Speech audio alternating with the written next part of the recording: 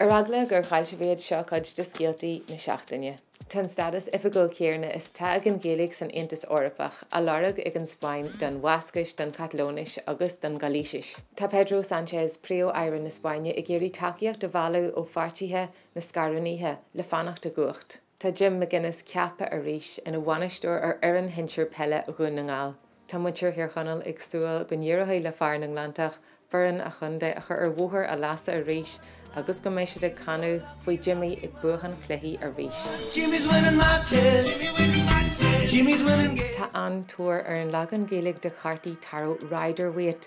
Deir siopa leor a bhain gur bart fóisireachta nua agus cliste a tas na cartaí Gaeilge, agus is cúis ahais é don bhan hanig gur an smaoinú na cartaí chuirmach go bhfuil a géirí lá. De réir taide nua tá méadú tagcha ar líon na gláir telefise in Gaeilge agus achréaltaí 75 fan chéad de na chláirthe sin.